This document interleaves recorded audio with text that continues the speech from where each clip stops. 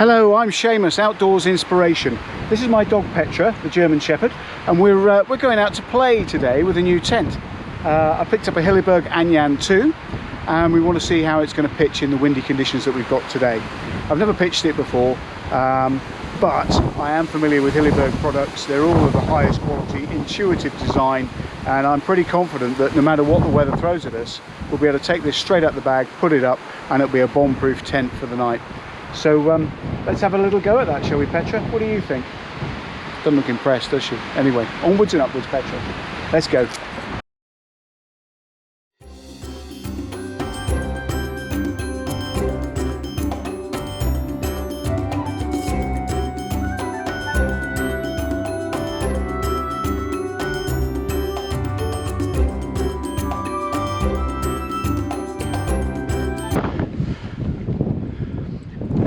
Blimey.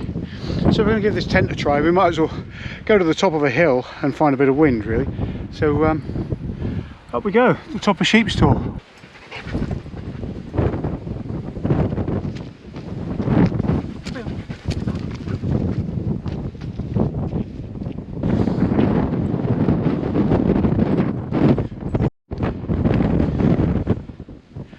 Right, Petra. Bit of a joke here. This is a tent nerd's joke.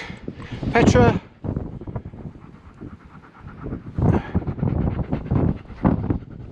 did you get it?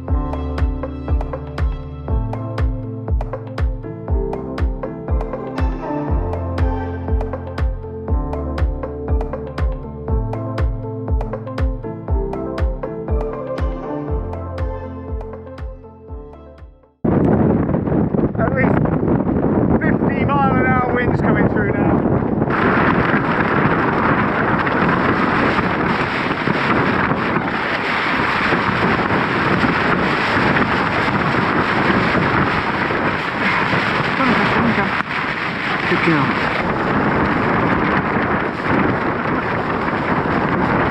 It's quite windy, isn't it?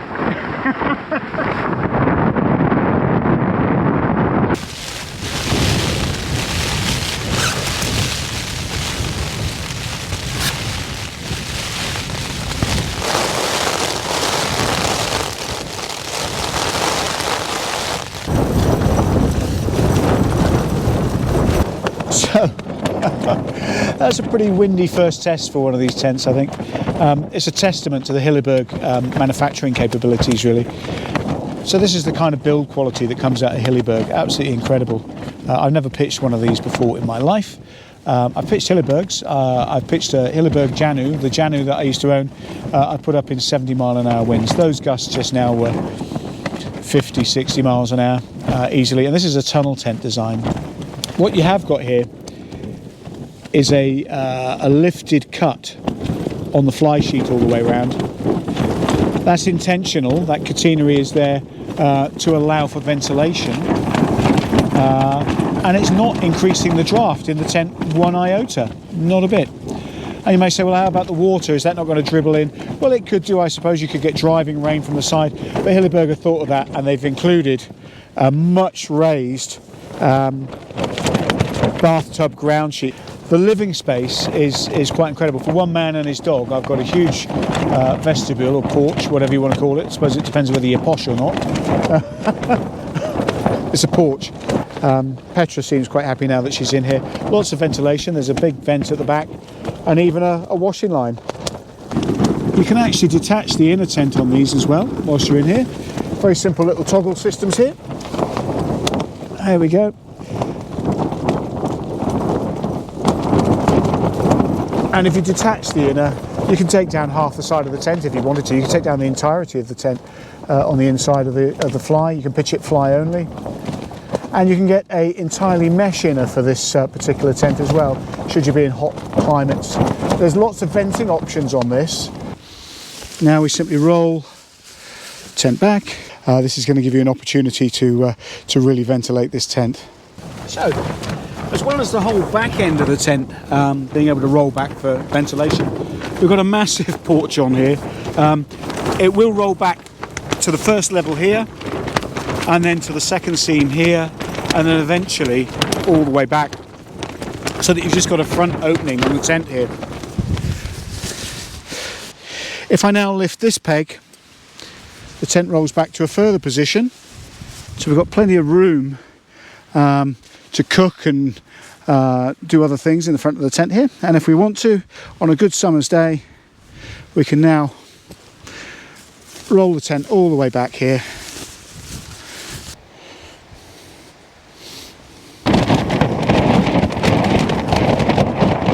That's pretty blowy, isn't it?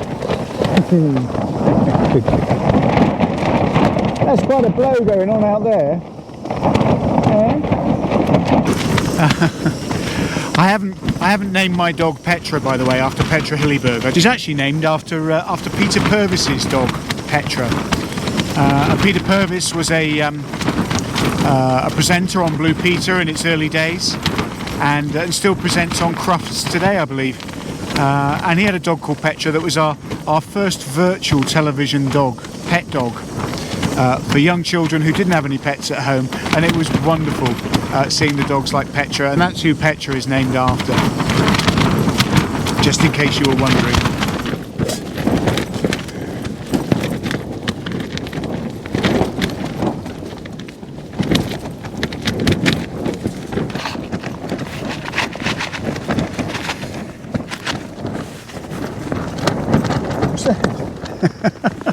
Not for dogs. It's definitely not for dogs. Look, see that? Not for dogs. Not for dogs. I've got sausages for you.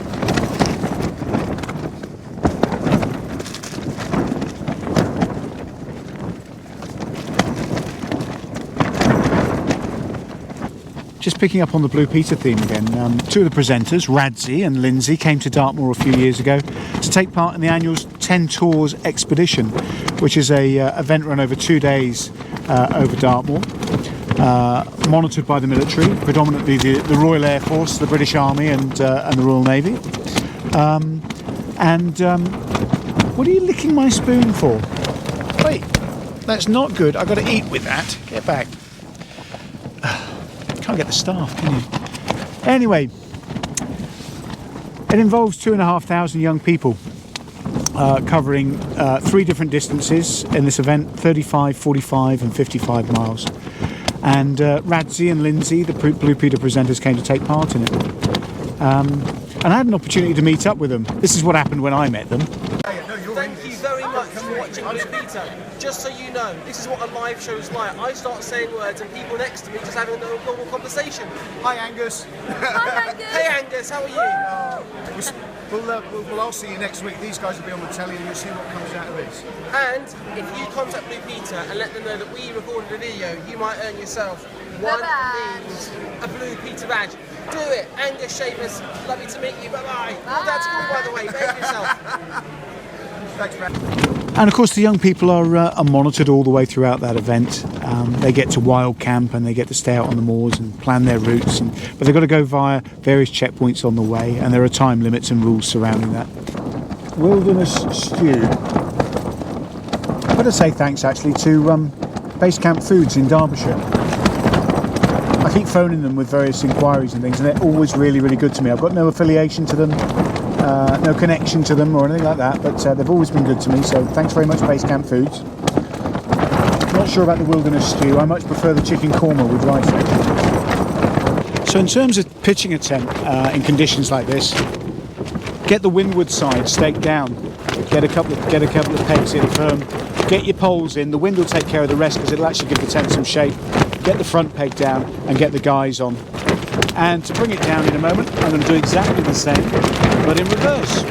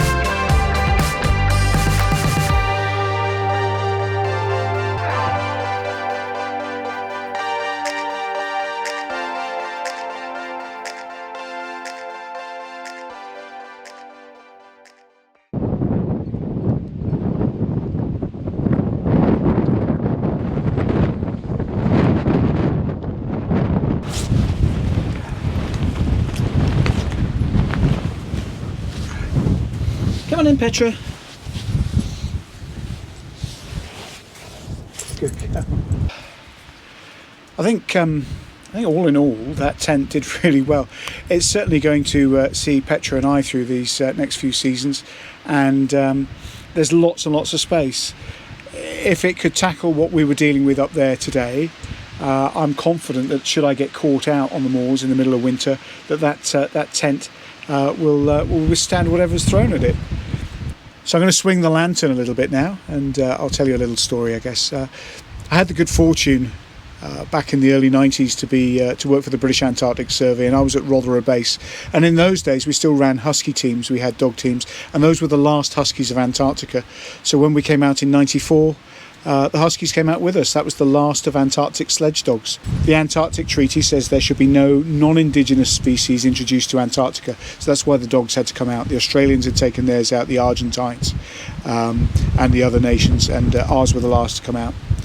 And I remember sledging in '92 on a winter trip in Antarctica to a place called General San Martin, which is an Argentine base, and myself and John Sweeney turned up there in the middle of the night. They weren't expecting us. We went across the sea ice for several days through the fjords to reach them, and they were quite surprised. Anyway, they were very hospitable. They looked after us very well, and on the way back we were caught out in an awful blow. The weather was touch and go as to whether we should have gone or not. We pitched our tent. The dogs were barely dug in. We fed the dog team. They were tied to a rock, and in turn the tent was tied to them. And we pulled up our Zarski sacks, that's our survival bags, and we got in those, and we made our emergency escape plans. We thought that the tent was going to blow away in the night, so we were ready in harnesses.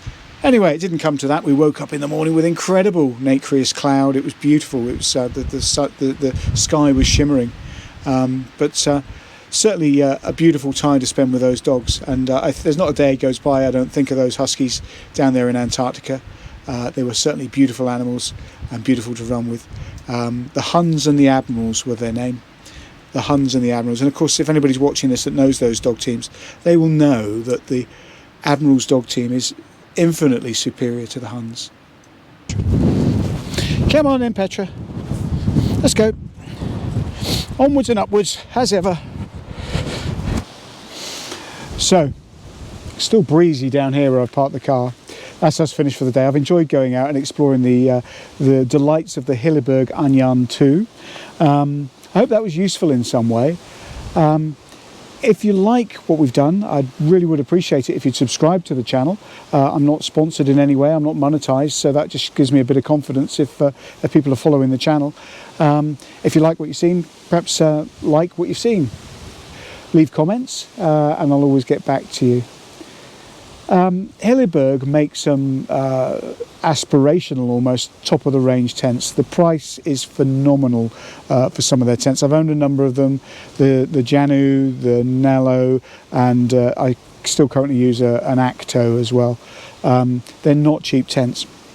But this isn't about expensive tents and what expensive tents can do. The technologies that Hilleberg use are probably and almost certainly patented and proprietary to them. But you could look for similar features in other tents. So looking at the way that a tent stakes out, looking at its ventilation options, looking at the bathtub and how secure that is and how high it comes up, looking at the way that it guys, and the way that you can get it pitched and unpitched, its weight and its general packability, how you can get it into a rucksack, they're all important factors. But you can choose those factors from many budget tents as well. So what I would tend to do is look for how Hilleberg leads the way. I look for those factors elsewhere and save some money perhaps. But if you are feeling flush, Hilleberg all the way. Anyway, thank you ever so much for watching. Not sure what we're going to get up to next. I think we've got some more hidden secrets on Dartmoor to cover for you, and we'll be out looking at some Bronze Age sites. Thanks ever so much, folks. Take care.